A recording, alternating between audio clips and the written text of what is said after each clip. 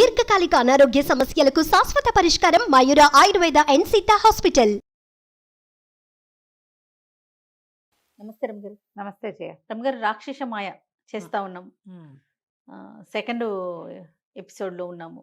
వసంతసేనుడు రాకుమార్తె సుహాసిని రక్షించాడు. సరే, సుహాసినితో కలిసి రాజుగారి దగ్గరికి వెళ్ళాడు. వాళ్ళ అన్న గురించి కనుక్కోవడానికి వచ్చాడు. ఫలానా ఫలానా నేను ఇట్లా వచ్చాను, మా అన్నయ్య ఈ ఊళ్ళోకి వచ్చాడని తెలిసింది. ఇప్పుడు నేను ఒక రాక్షసుని చంపాను, వాడి అన్నయ్యని బహుశా మా అన్నయ్య చంపుండొచ్చు. మీరు వీళ్ళేమో ఎవరో దద్దోజన శాస్త్రి గురించి చెప్తున్నారు, వాళ్ళ సంగతి ఏంటో కనుక్కుందాం అనుకున్నారు. సరే, ఈ లోపల అక్కడేమైంది, ఈ దద్దోజన శాస్త్రి వాళ్ళ అక్క ఇద్దరు మాట్లాడుకుంటున్నారు వాళ్ళ ఇంట్లో. ఏమి అక్క, నేను రాజుని అయిపోతానన్నావు, 3 రోజులైంది, వాళ్ళు ఏమి మాట్లాడటలేదు అంటే, వాళ్ళే మాట్లాడతారా, మాట ఎందుకు పోగొట్టుకుంటారు, పబ్లిక్గా ప్రకటన ఇచ్చారు అంతేగా, వీడిని చంపిన వాడికి రాకుమార్తెని ఇస్తాము అని. ప్రజలు గడ్డి పెట్టరు, ప్రజలకు నమ్మకం పోతుంది, వాళ్ళకి ఇష్టం ఉన్నా లేకపోయినా. నువ్వే రాజురా, నువ్వేం కంగారు పడక అంటోంది వాళ్ళక్క. సరే, రాజుగారు మతిమంతుడు, మంత్రి గారు, మన వసంతసేనుడు, ఒక 5-6 సైనికులు, దండనాయకుడు, సైన్యాధ్యక్షుడు, మొత్తం గుంపంతా పోయి వాళ్ళ తలుపు కొట్టారు. వాళ్ళని చూసి ఆశ్చర్యపోయారు. వీళ్ళిద్దరు అక్క తమ్ముడు తెల్లబోయారు. సరే రండి అన్నారు. రండి బాబు అని ఆవిడ లోపలికి పిలిచింది. ఒక పేద సామాన్య సింపుల్ పెంకుటిల్. మొత్తం వీళ్ళంతా వెళ్ళేసరికి, సరే రండి, ఏమిటి మీరు ఇంకా చెప్పలేదు, పెళ్ళికి ముహూర్తం పెట్టించుకొచ్చారా అని అడుగుతున్నాడు శాస్త్రి. అడుగుతుంటే, ముహూర్తం సంగతి సరేలేబోయ్, ఈ రాక్షసుని చంపానన్నావు కదా, ఎలా చంపావు, నీకు ఆ శక్తి ఎలా వచ్చింది, నీకేమైనా వీరోచిత విద్యలు అవి వచ్చా అని అడిగితే, వాళ్ళ అక్కంది, విద్యలకేముంది బాబు, అలా ఏం లేదు, ఒక సిద్ధుడు ఒక ఆయన మా తమ్ముడు యందు అనుగ్రహంతో, భగవంతుడి కృప వల్ల మాకు ఒక అనుగ్రహించాడు ఈ మాట, నువ్వు ఒక రాక్షసుని చంపగలవు అని మా తమ్ముడికి చెప్పాడు. ఆ రోజు పొద్దునే సిద్ధి పొందాడు మా తమ్ముడు. ఆ ధైర్యంతో రాక్షసుని ఎదుర్కొన్నాడు. మరి రాక్షసుని సంహరించాడు, ముక్కలుగా తరిగిపోసాడు. తల కూడా మీకు లెక్క ప్రకారం చూపించాడు కదా, మీరు కూడా మీ మాట నిలబెట్టుకుంటే బాగుంటుంది బాబు అన్నది. దాందే ఉందమ్మా, మాట నిలబెట్టుకుంటాం. సరే, సిద్ధుడు సరే, ఈ దేంతో ఈ సిద్ధుడిని ఈ రాక్షసుని సంహరించారు అంటే, కత్తితోటే అన్నాడు. ఏదా కత్తి అని అడిగారు వీళ్ళు.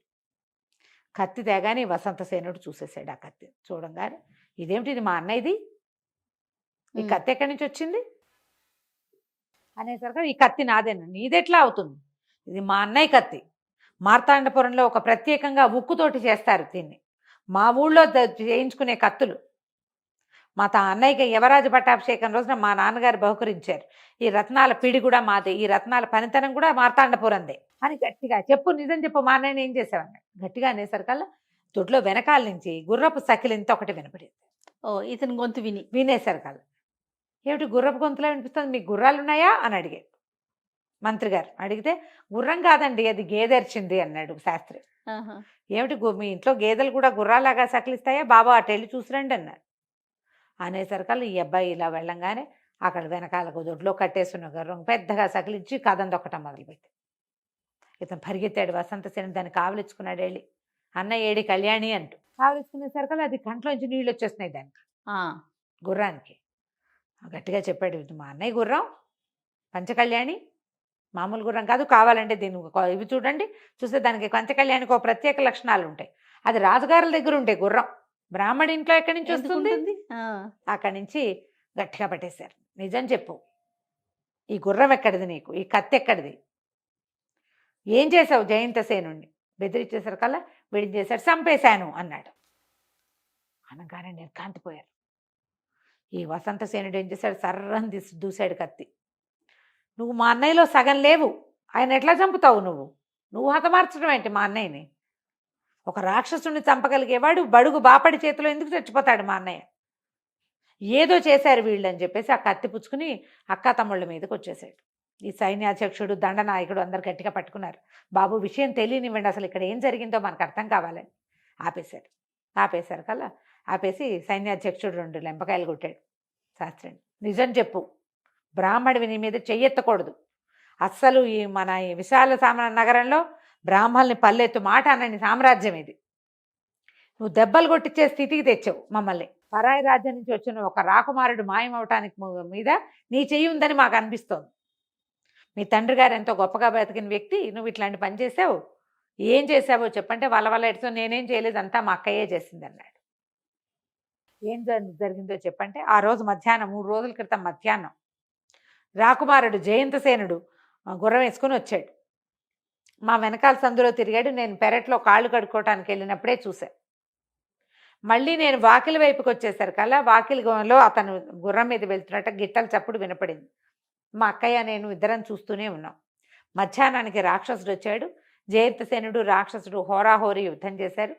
జయంతసేనుడు రాక్షసుడిని చంపేశాడు. అయితే మేము తప్ప ఎవ్వరూ చూడలేదు ఈ విషయాన్ని.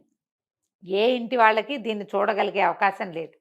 మా అక్కయ్య నాకు సలహా చెప్పింది, ఈ రాకుమారిని కనుక మాయం చేస్తే, రాక్షసుని చంపి నువ్వే చంపినట్టుగా మనం ఒక సినిమా క్రియేట్ చేస్తే నువ్వు రాజు అవుతావురా, ఈ దిక్కుమాలి బతుకుపోతుందని మా అక్కయ్య నన్ను ఎంకరేజ్ చేసింది. నేను వాకిట్లోకి వెళ్ళి జయంతసేనుడిని ఇంట్లోకి పిలుచుకొచ్చాను. సరే లోపలికి వచ్చాక మా అక్కయ్య ఆయన్ని చక్కగా వేడివేడిగా వంట చేసి పెట్టింది. చాలా సహాయం చేస్తున్నారమ్మా అంటే, బాబు మేము చేసేందుకు ఏముంది సహాయం, మీరు రాజు కాబోతున్నారు, పేద బ్రాహ్మణ కుటుంబం మాది, మమ్మల్ని చూడాలంటే అక్కయ్య గారు మీరు ఏది కావాలంటే అది ఇస్తానన్నాడు. ఏముంది నాయనా మీ అండ ఉంటే చాలు అన్నది. అన్నం తిని పడుకోండి అంది.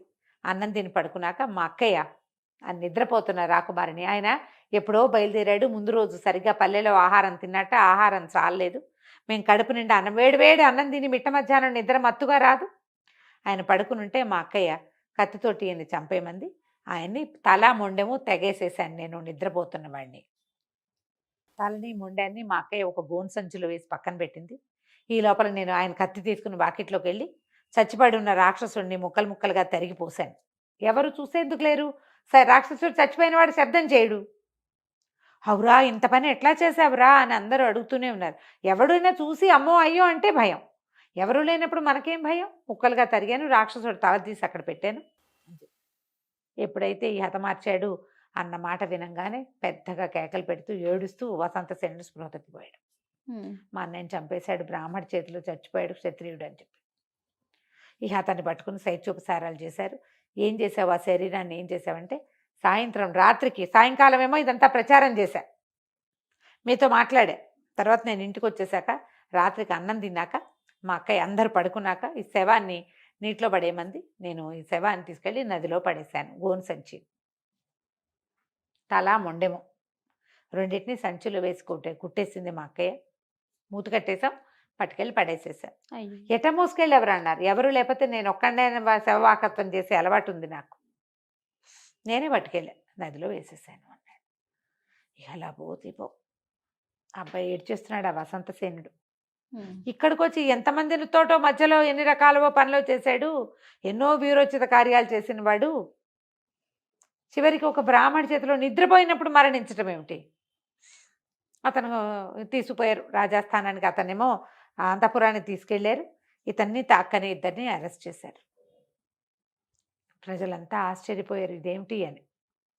ఇంతలో ఏం జరిగిందంటే ఇక్కడ ఒక చిన్న విచిత్రమైన విషయం జరిగింది. వీడేం చేశాడు, మన దధోజన శాస్త్రి మెడ నరికారు, ముక్కా చెక్క ఏమీ చేయలే, తల మెడ మొండం వేరు చేశారు. తలని మొండాన్ని ఒకే సంచిలో వేసి కుట్టేసి నదిలో పడేశారు. ఆ నది అలా పోతూ ఉంటుంది. అది పోతూ పోతూ పోతూ పోతూ ఎక్కడికో వెళ్ళింది. వెళ్తే ఈ దారిలో ఏంటంటే నది అంత వర్షాకాలం కాదు ఇది, కొంచెం కొన్ని చోట్ల పలచబడుతుంది కదా, అక్కడక్కడ కొన్ని పాయలుగా విడిపోయింది. ఆ విడిపోయి అది ఒక చిన్న ఏరులాగా అయ్యి ఆ ఏరు వైపుకి ఒక కొంత అడవిలో వైపుకి ప్రయాణం చేసింది. 2 రోజులు పట్టింది. ఆ శరీరం కుళ్ళిపోయినట్టు నానిపోయింది నీళ్లలో. ఆ రోజు రాత్రి వేసాడా, మర్నాడు రాత్రికే నానిపోదు బాడీ. ఈ నానిన శరీరం ఏమైంది, ఒక పొదరింటికి చిక్కుకుంది. తాడేదో పట్టుకుని అది ముళ్ళ లాంటివి పట్టుకుని తాడు విడిపోయింది. తల మొండెము 2 సెపరేట్గా బయటకు వచ్చేసినాయి ఆ సంచిలోంచి. ఎప్పుడైతే బయటకు వచ్చిందో లేచి నిలబడ్డాడు జయంతసేనుడు. ఇదేంటి నేను ఇక్కడ ఉన్నాను అని చూసుకున్నాడు అటు ఇటు.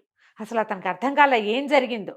ఆ పొదరింట్లో నిలబడి ఉన్నాడు జయంతసేనుడు. ఓహోహో, ఇక్కడికి ఎట్లా వచ్చాను, ఏం జరిగింది అని ఆలోచిస్తే ఆ రోజు మధ్యాహ్నం 3 రోజుల క్రితం, 2 రోజుల క్రితమో, ఒక రోజు అయిపోయింది తెలుస్తోంది.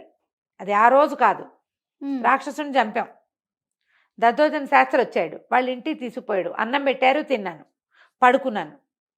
పడుకున్నాక ఆవిడేదో మాట్లాడుతుంటే నిద్రపోయాను.